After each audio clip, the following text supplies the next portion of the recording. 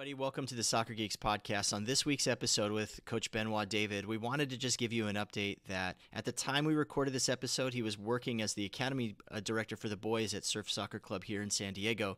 Since the time of our interview, he's taken a position working with LA Galaxy's Academy. We're very excited for the prospect that he's got to work in the Academy system there in the MLS, but we're also really proud of the job that he did, Cody Warden have done, and Josh Henderson have done at the Boys Academy at Surf, and we just want to wish them the absolute best of luck in the future. So enjoy today's podcast, and we hope you enjoy the show. Welcome to the Soccer Geeks podcast, hosted by Jason Barbato.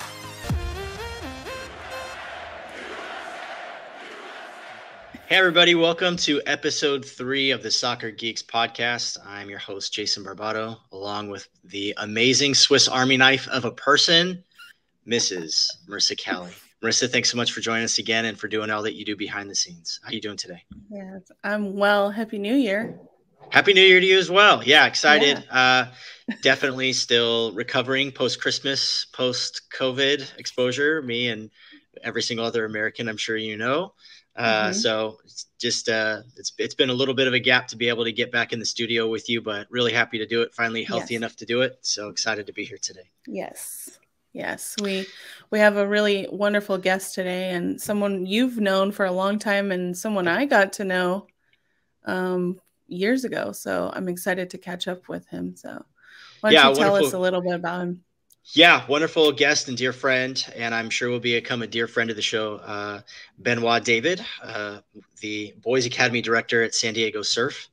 And so just super excited about the conversation we're going to get into today to kind of talk about not only establishing a culture from a coaching and academy director standpoint, but also how to continue to hone that, and then some challenges down the horizon and kind of talk through what his approach is going to be to kind of walk through some of those things. So looking forward to our conversation today with Benoit.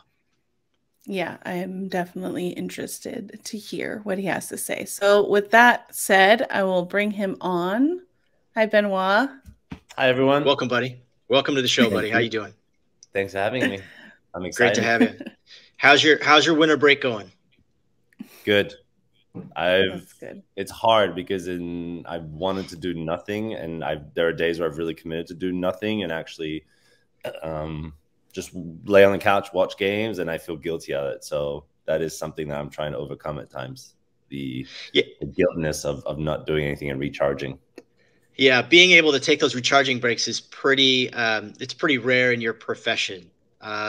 So forcing yourself kind of to make sure you take them is probably really valuable, not only for family time, but also just good mental health, right? Yeah, agreed. Okay. So yeah, that's awesome. So, all right, we'll jump right into it, man. Why don't you, if you could just share with our audience a little bit, just a little bit of your background as far as soccer goes, just your experience playing personally, and then kind of maybe where for you kind of started pivoting into a coaching role and kind of what that pathway has looked like for you. Well, the brief background is obviously growing up in Australia from French immigrant parents, but not a huge influence from the parent perspective. So I have no recollection of how I gravitated towards the sport, but I obviously, with my parents working for the French embassy, was heavily, inspired, hung out with old guys from other embassies of the ethnic backgrounds. So ended up playing with all kinds of different influences, plus all the immigrant waves that come from Australia, whether that be from the Eastern Bloc of Europe, South America, those types of things. So, just grew up playing in the sport, moved at a young age to France to try my hand at becoming a pro. I would say at the time. How'd that work out? How'd that go? Well, it was an experience in itself. It was, obviously back in the days of kids won't know what I'm talking about, but sending VHSs to all kinds of academies and clubs, probably sent close to about 500 of them around the world. Wow. With a handwritten letter, and got 5 answers back, 5 responses, 3 no's, 2 yeses, One of the yes was Rennes. So the first team in Liga in France invited me on a 2-week trial, hosted me in the dorms, and was quite successful at it, where it lasted up until a little bit prior to my 18th birthday. So let's just call it a little under 4 years, roughly. And never had the chance to probably make it to the first team. Most likely, I would say now, with my experience as a developer and as a teacher of the sport, my mental strength was nowhere near what it needed to be. And that's not just dealing with setbacks and then the daily grind, but it's also having a growth mindset and being able to see far ahead and sticking to the plan and having a plan, and, you know, and doing it every single day over and over and over again, and being happy and comfortable with repetition and those types of things, and understanding why it's important to do that. So building that repetitive foundation instead of seeing it as so mundane, right? Yep. That's valuable experience now as an instructor, right, and as a coach and as a director, I'm sure. How at what point for you kind of did it shift from, all right, maybe I've hit my ceiling, like my personal ceiling, just from a playing standpoint, my mentality and all those things, but where did that kind of shift to, like, well, you know, I might not be what I thought I could be on the field, but what about on the sidelines? Like, was there a shift there for you? And if so, kind of what did that look like? So a lot of things happened in between me leaving France. I returned to Australia, ended up returning to France. But in August 2004, I came to visit a friend in San Diego who was attending at the time United States International University, U.S.A, and got offered an opportunity to attend the school, which for me was kind of critical because I had no high school degree, because I tried to pursue the pro thing at such a young age. I had no, obviously, university degree. So the American ability to provide an education through sports was something that was huge for me, and where it took me to where I am today. But as a junior, so in 2007, I had the pleasure of meeting Yuki Ziegler, who worked at the time for MLS, Soccer United Marketing.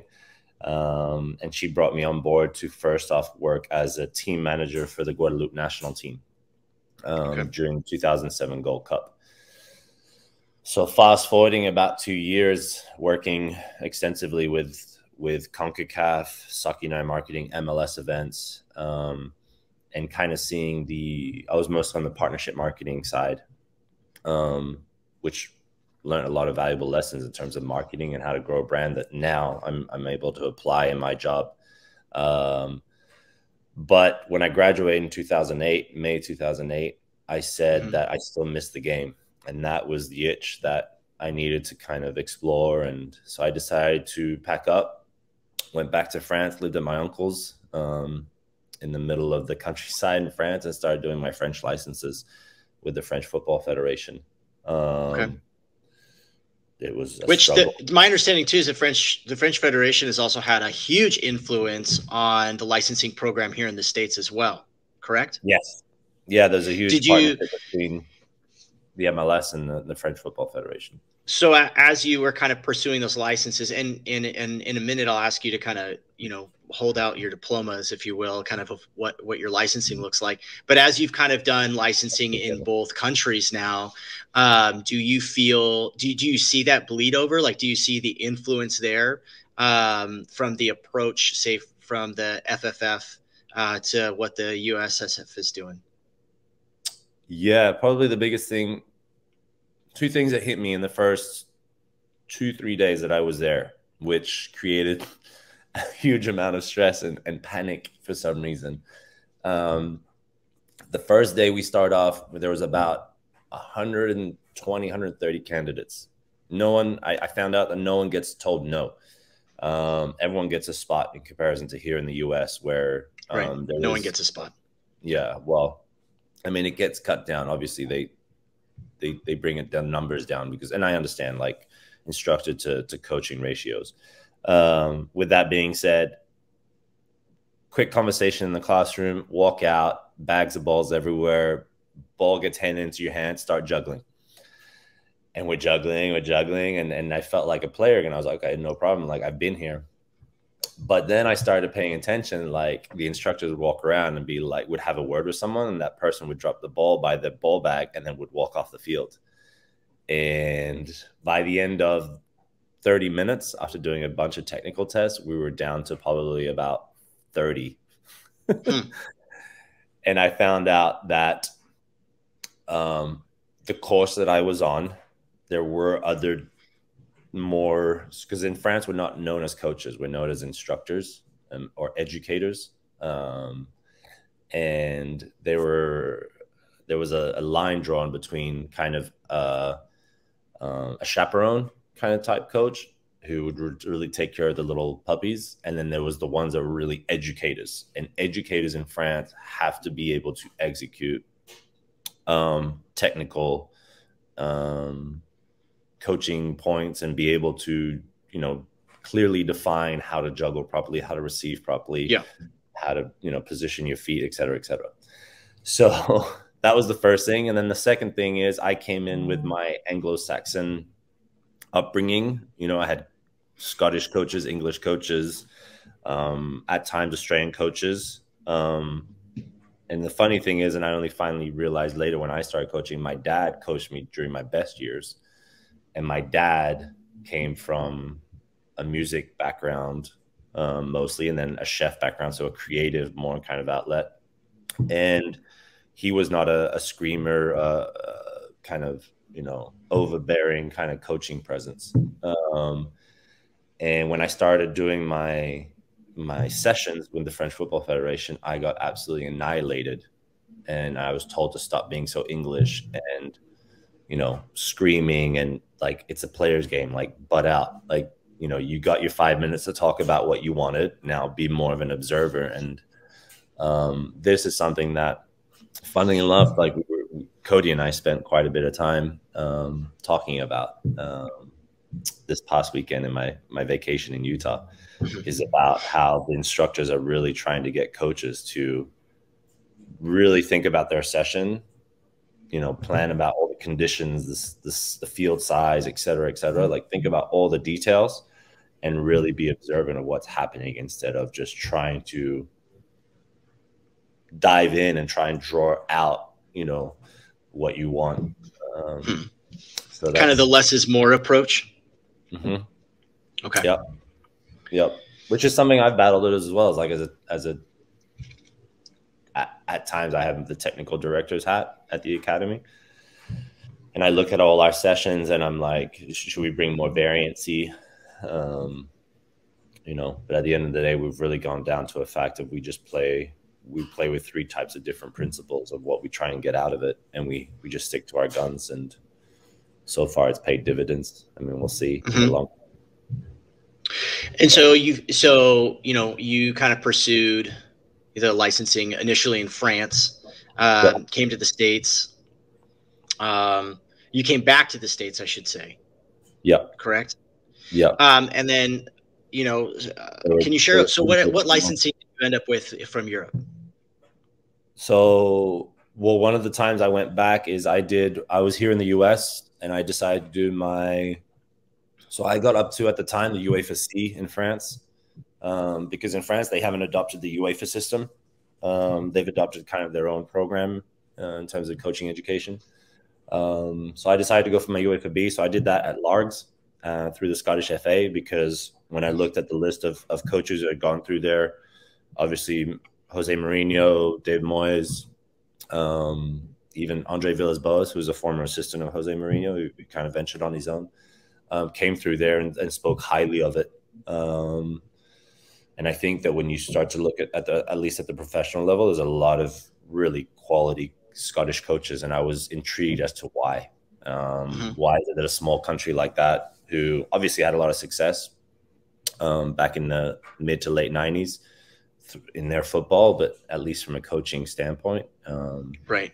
many guys who. So I did that, and then in the early 2010s, I moved to Barcelona as well, because I had an opportunity to coach at an academy at a professional club in Barcelona or thereabouts, L'Hospitalet.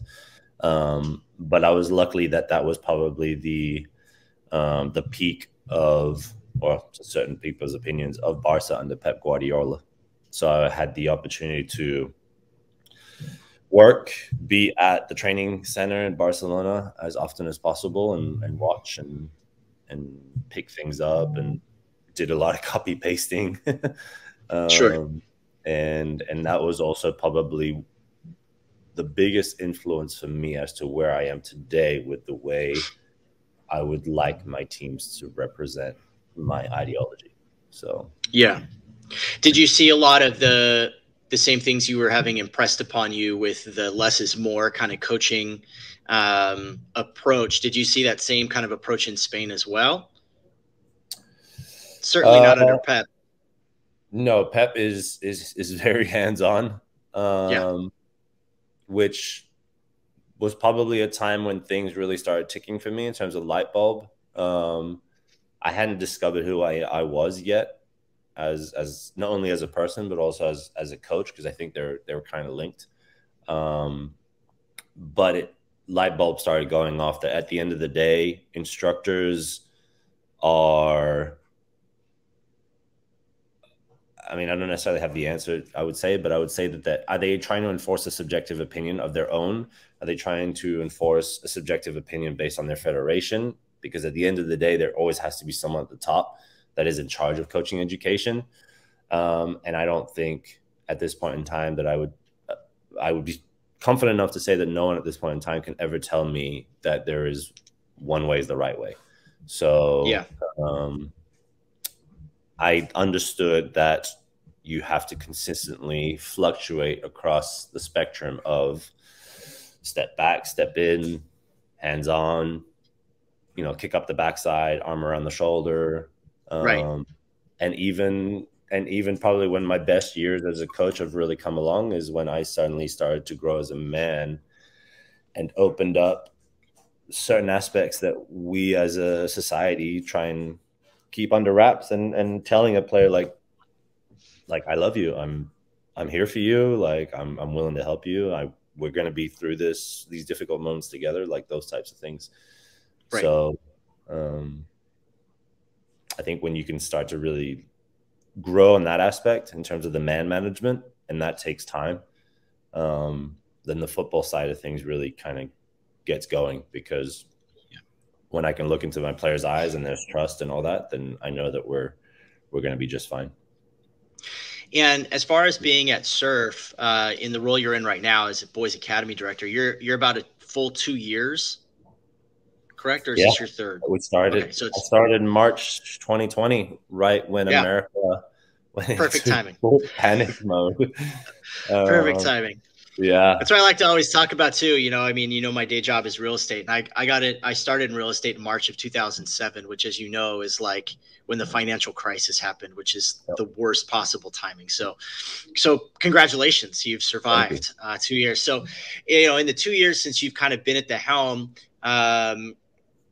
Surf's boys program particularly was in a kind of a steady rebuild phase. And when you took over the helm, obviously Josh Henderson still there, still a big part, still very much an architect of kind of wanting to bring in really good, solid coaches to have Surf's boys program match what the girls program has been in regards to the national team, pumping out top-notch, caliber players and things like that. And so, you've been incredibly successful in that regard during one of the most difficult time periods, I would say, from just coaching and development.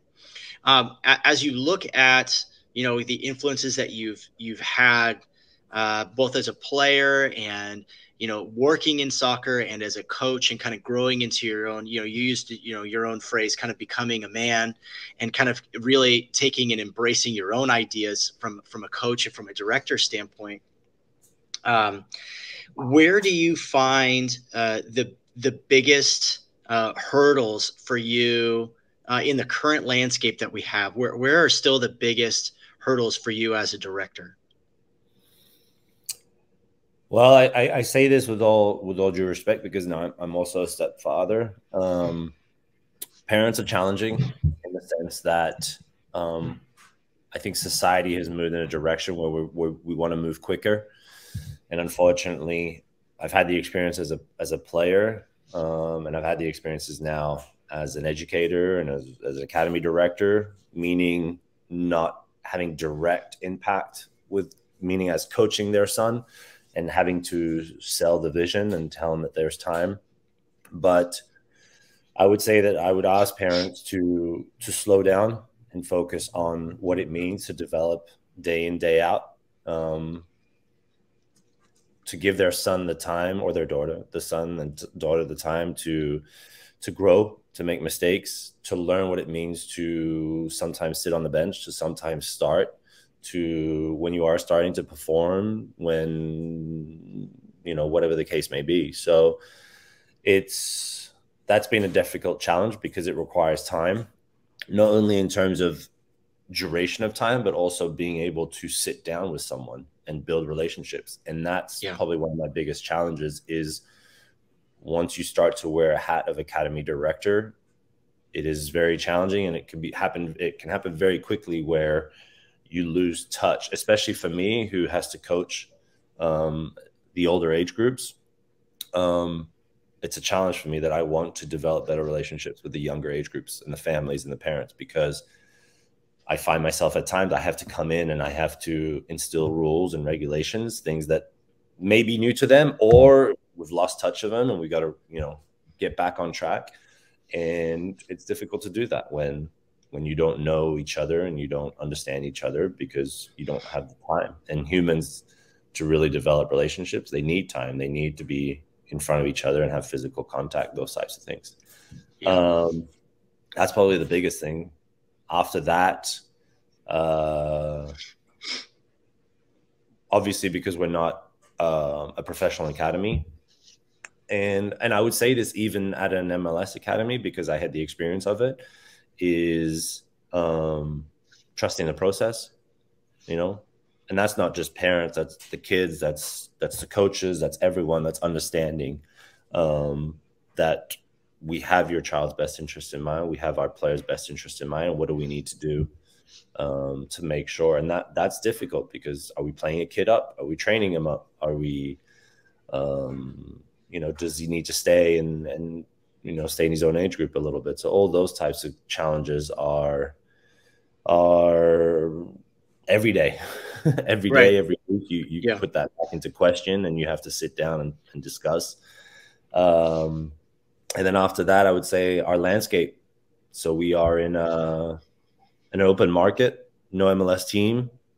I don't know. I don't have an answer for this, but I do know, that every MLS academy right now is just kicked up their recruiting and scouting and the aggressiveness of it, meaning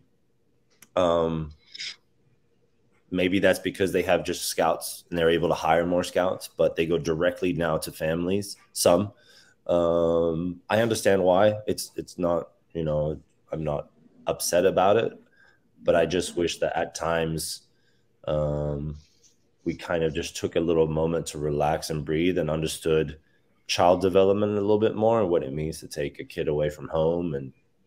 And when I talk to these academy directors or scouts or coaches, I speak from experience, because I left home at 13, and looking back at it, I don't have any regrets, but my goodness, it wasn't good for my mental state leaving home at 13 and what I had to go through. And it took many years to kind of get over that and grow from it. So yeah, that's awfully young to be away from family and the nurture, the nurturing environment that's there. Even talking about, I was reading a report even about, Ricardo Pepi signing the deal with Augsburg, and he was even talking about, he was talking about the challenges that he had, and he's an adult, at this point, he's like 18, 19 years old, but he was even talking about listen, this is hard for me leaving home. You know, I've got a lot to prove, but like, you know, it was hard. It was hard still making that decision that this was the best thing for me to do. And yet, you know, the difference from a 13-year-old making that decision, you know, and the support structure that they would have is to like a 19-year-old, and just the maturity difference is just massive. You know, one of the things I've, you know, really been impressed with, and excited for, and, you know, one of the things we've talked about for a lot of years is, you know, obviously understanding a club's place in the marketplace, like understanding where you lie in the marketplace, right? You know, and you talked about, you know, not having an MLS market here, so it's kind of open season on your players. But at the same time, you know, your program has moved a lot of players into both domestic programs, and have you guys moved anybody to any like foreign academy programs as well? And can you talk a little bit about what is that like to help evaluate, because no two kids are the same, no opportunity is the same, no two opportunities are the same. Parents are obviously very different from kid to kid, and so, you know, kind of as you're evaluating, you know, an opportunity that's for a kid, you know, how do you kind of go through that process with the family and with the player and with, you know, the club on the other side? What does that look like a little bit? Yeah. So some of them, well, I'll kind of give 3 different types of examples. So we had, great. I have one that I've heard a lot of and talked to a lot of people about, but I had nothing to do with it because I don't even think Josh, Cody, or myself had even arrived at Surf at the time because we were still at Golden State. But there was a young boy, I believe he was an 05, Grayson DeToni, if I'm not butchering his name, who his family left early and they went to Germany. Might have started a smaller club in Munich, but then started moving through and ended up at 1860 Munich, who are actually a very renowned development club / academy, and then has been at Bayern's academy for quite a number of years now. And as far as I'm getting reports, is really coming along. And I think that any kid that survives in an academy like that has obviously huge qualities. And he doesn't get talked much, but obviously that's something to be proud of, that he's from San Diego. Obviously one that I had the pleasure of working with was Evan Rotundo. So Evan Rotundo joined us from Albion a few years back. And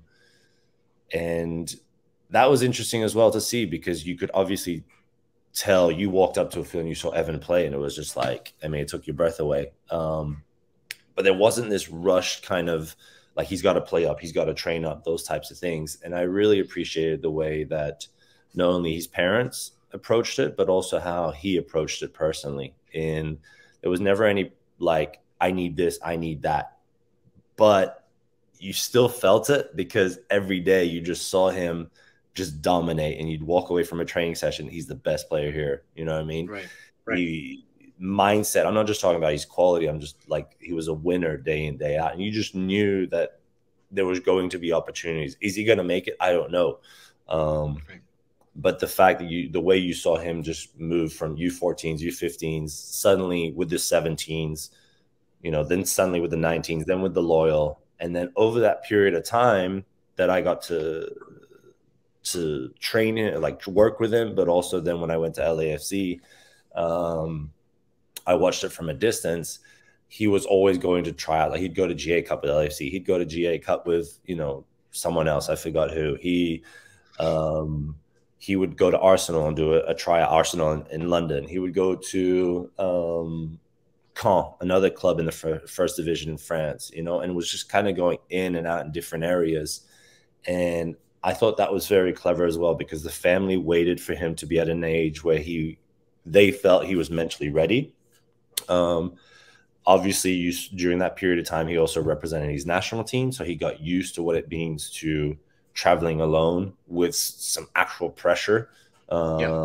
He showed that he could play multiple years up and perform, train multiple, even with grown men at the Loyal, and perform.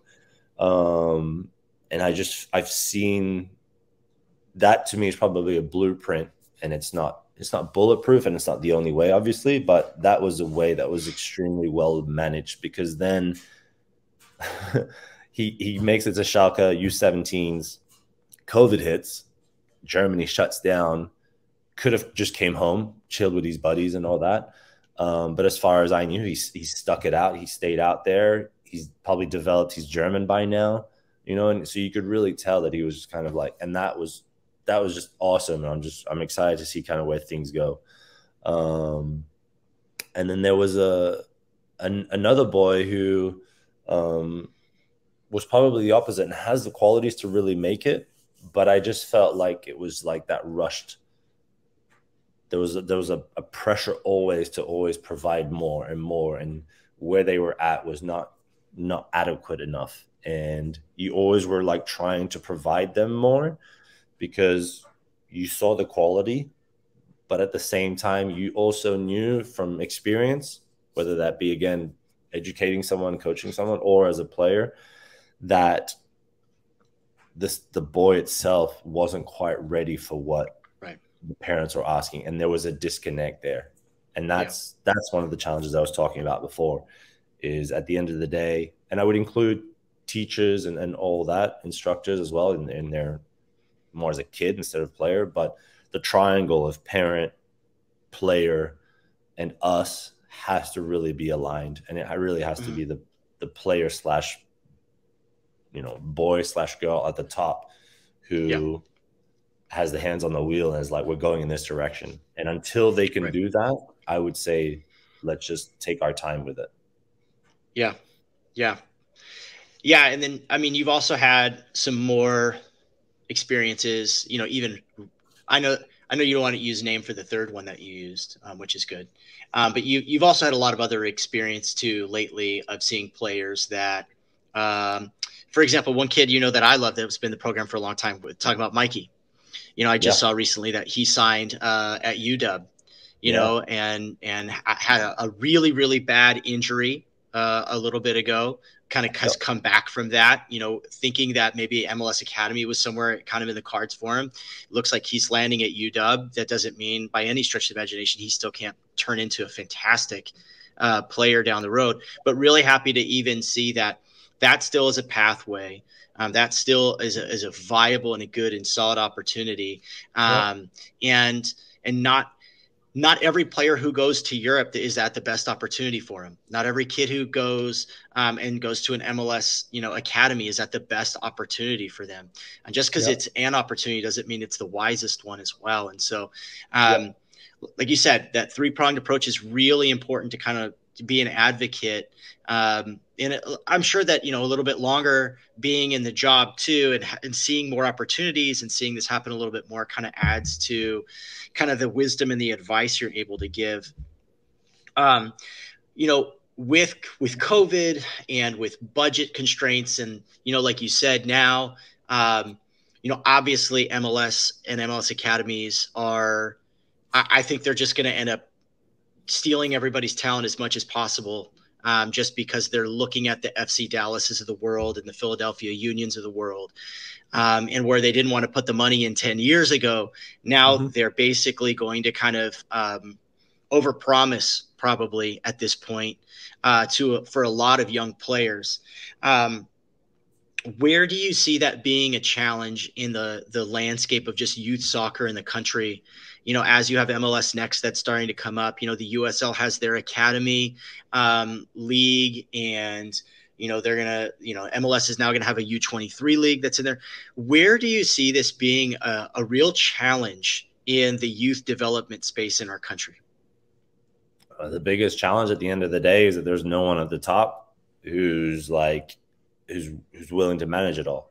You look at any, I mean, I'll speak from experience, but in France, you essentially have two managing organizations. You have the French Football Federation, who has its hands through all aspects, but you also have the LFP, which is the professional league.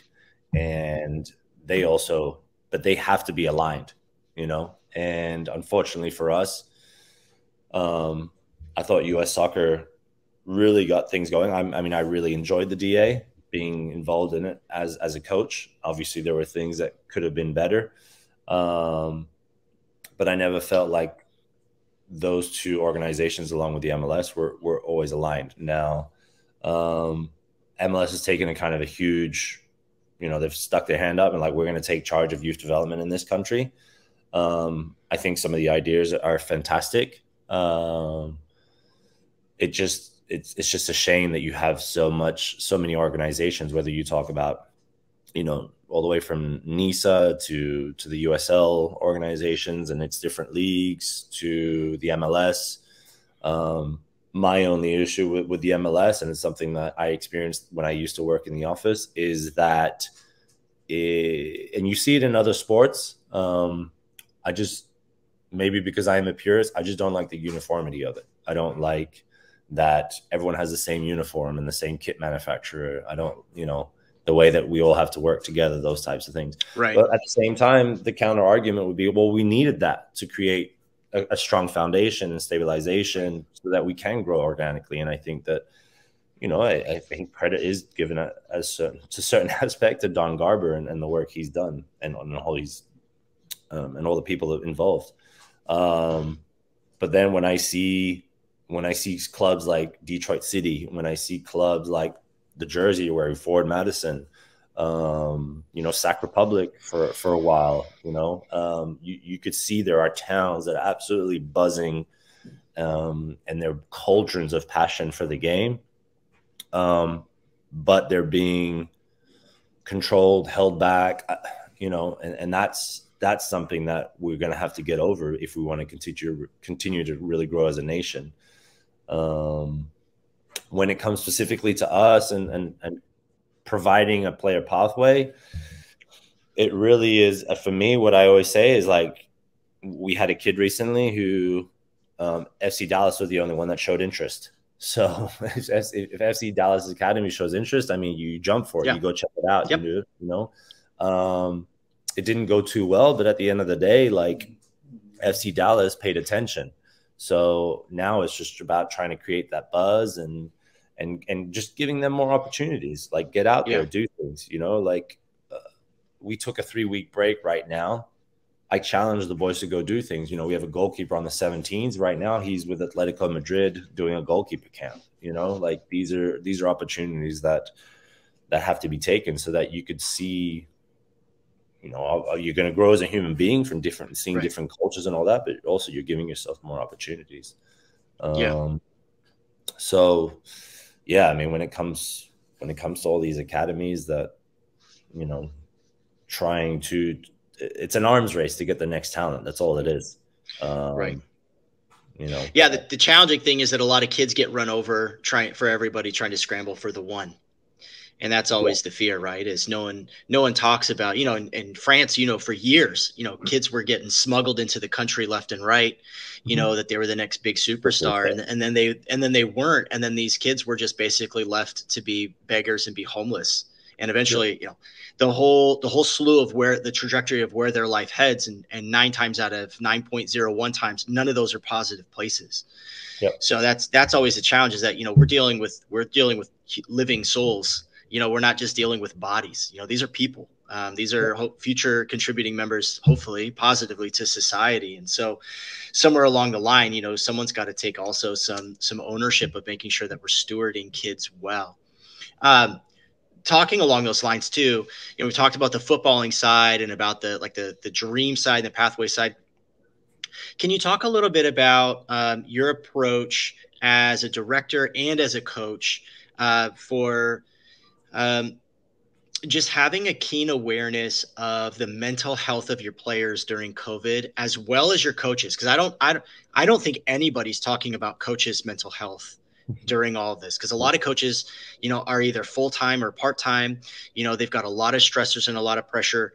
As you said, parents are the number one stressor for a program in general, and even I think for players, they're the number one stressor. How has your approach been to kind of have a keen eye towards mental health? And like you said earlier, hey, put your arm around a kid and just say, hey, like, I love you. We're going to get through this together. And like, I just want you to know I'm always here for you.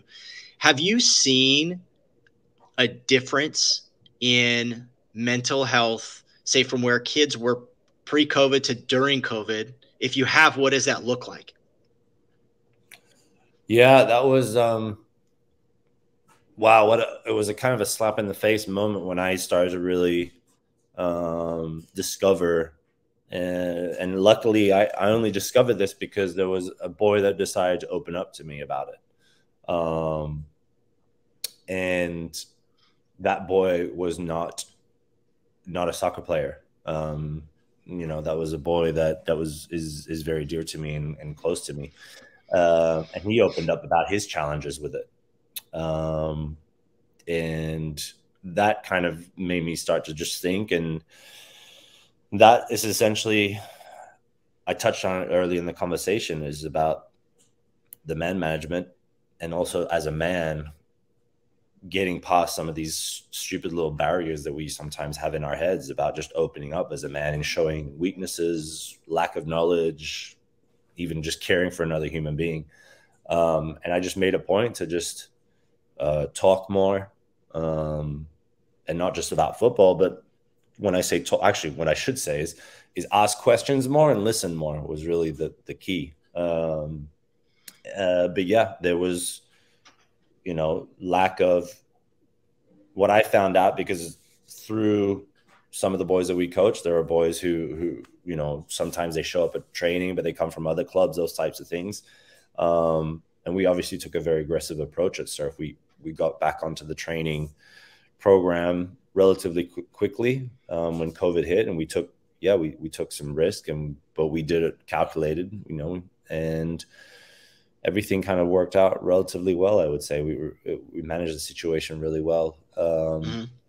But yes, I mean, lack of exercise, lack of social environment, too much dependency on technology, which is something that we're consistently fighting. And it makes me, if my step boys tell me that, I'm an old man and I need to adapt with the times, but last night, just taking my stepson's phone away during dinner time for him to just engage with his mom, and just watching him have a conversation with his mom was what it's all about. So, yeah, I mean, that was the key, I would say, is just ask more questions and listen more, and really listen, not listen to come up with the next question, but really listen to the tone of voice, like all those types of things. And don't be scared to tell a kid. And it's difficult because we are in a difficult situation these days where we have to get close to our players, but at the same time, it's another person's child, and there are boundaries that need to be there. And that's always a challenge, that you have to show that you care about this person, not just player, but also respecting that boundary. But that was massive for me. But yeah, I mean, I think we all went through it, I think we all went through it in different fashions. But when I noticed that when boys were starting opening up, it was a lot scary, I would say, to what I thought. Sure. So, and even for our coaches, because I know you brought that up in the question. I mean, I'm blessed to have a coaching staff, and this has always been since I've been at Surf, and even when I left, I don't know how it started. I think Cody and Josh deserve a lot of credit for that as well. But I'm blessed to have people that, I mean, we're out till 10 o'clock at night putting lights out, so we're always together.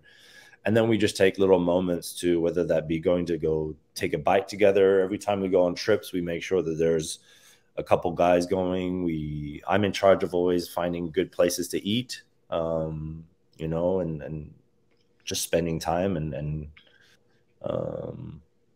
just breaking away from the daily routine type of thing. And then you just got to pay attention to body language.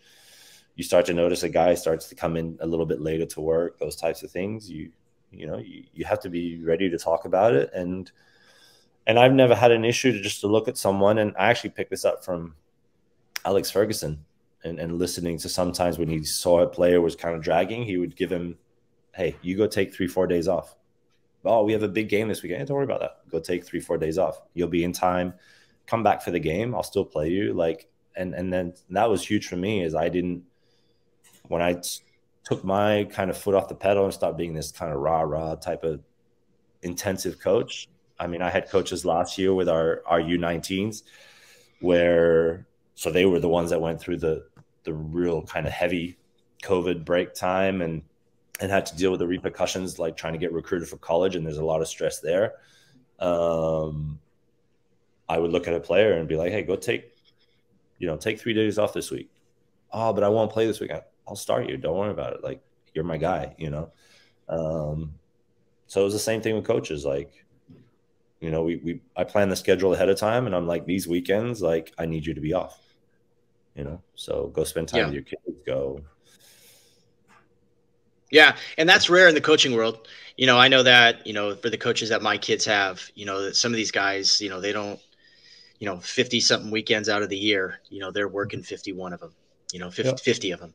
And so that, just having a keen eye on that is really important. I think that there's a lot of club directors, DOCs, academy directors across the country that could probably take a play out of your playbook there of just how to care for people beyond, creating a winning culture.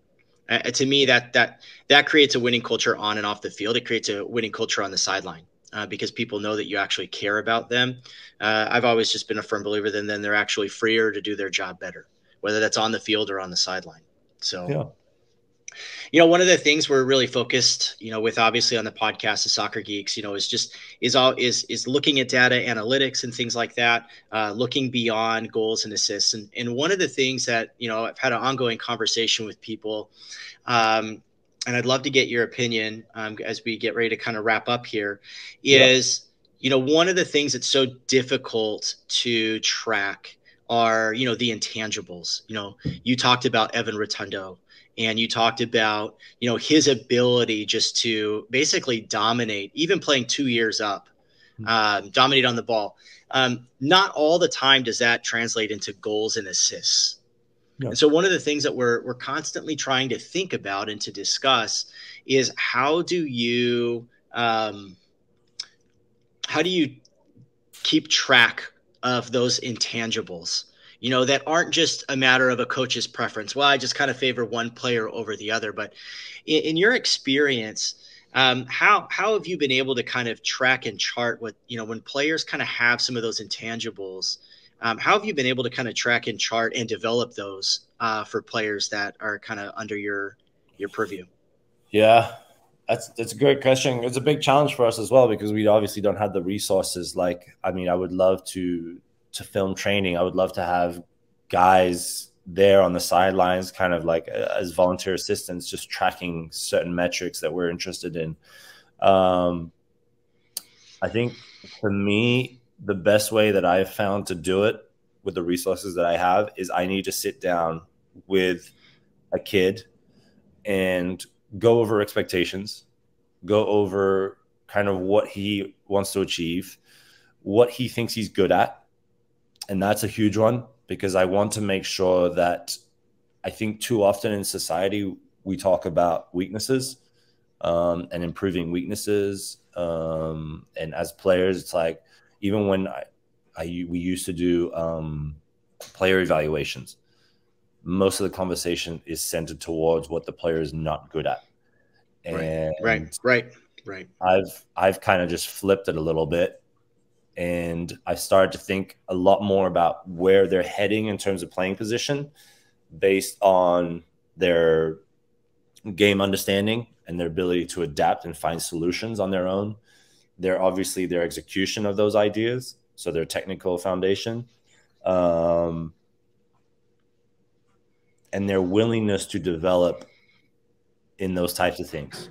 So I'll often ask players like, and I have a team that I coach right now who do not watch barely any games. And as a group that has knowledge of the game, they struggle. They struggle to adapt quickly.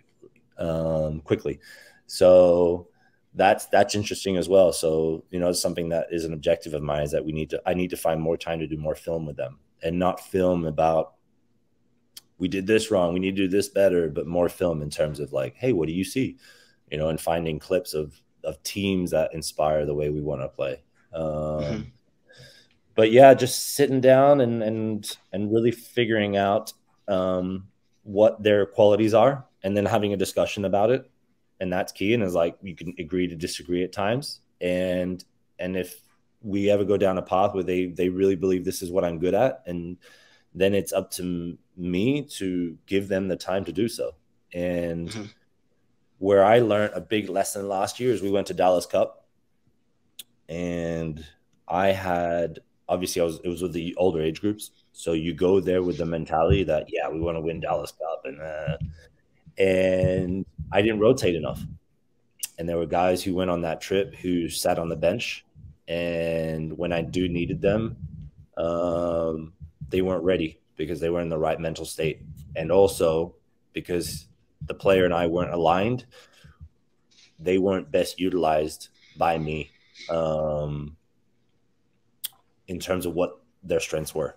So that's been something that I've done a lot better of, is where I can play players better. And we're pretty rigid in terms of our formation. But again, you know, we can go down into tactics here, but the formation is just a starting position. But I've done a much better job this year finding spaces for the players to play with their strengths. So you said earlier, you said, you know, there's a number of stats that you, if you could keep track of them, you would. Do you feel you have freedom to share that a little bit? Yeah, no issues. Yeah, what are those? One of the big ones that I see, I mean, obviously the pro teams do this one, is the key passes.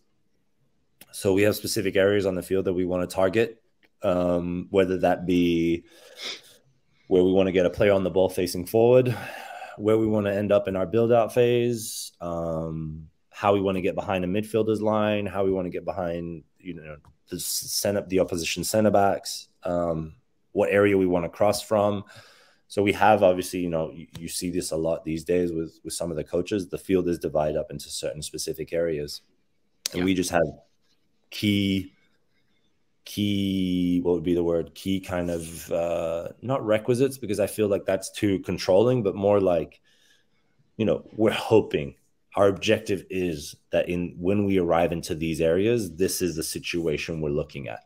And then it provides creativity for the player to come up with his own or her own solutions.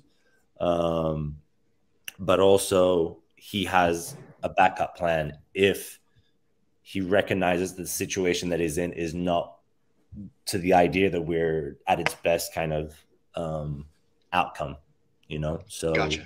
What's plan B? You know, what do we do next if this situation is not the way we want it to be exactly? You know, where do we attack the ball next? Those types of things.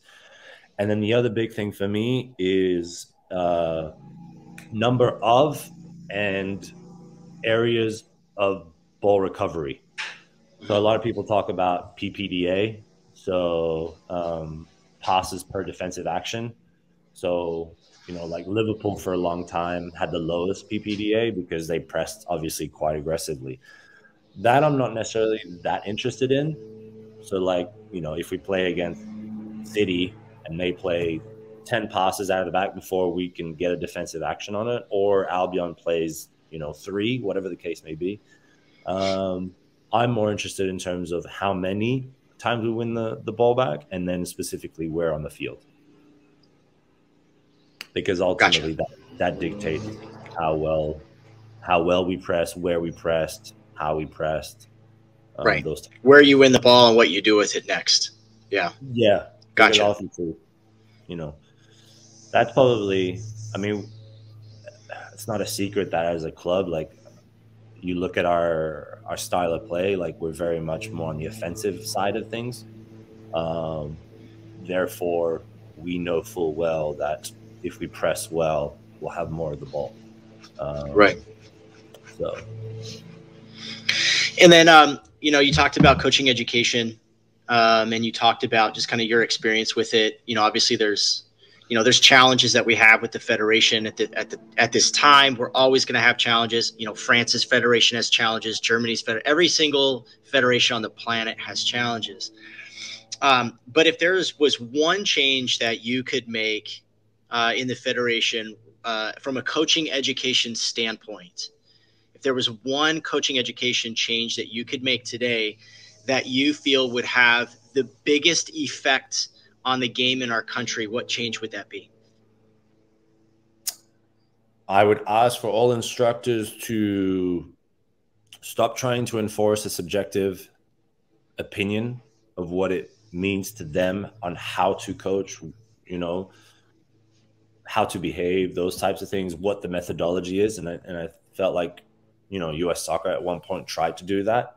That would probably be the big. I don't know how things are to these days because I did my U.S.A. license maybe like 3 years ago now. Yeah, 3 years ago. So I don't know if things have changed in between then. Obviously, we had COVID, so I'm sure some of the licensing stopped. But I would say it's more about how to set up a correct session.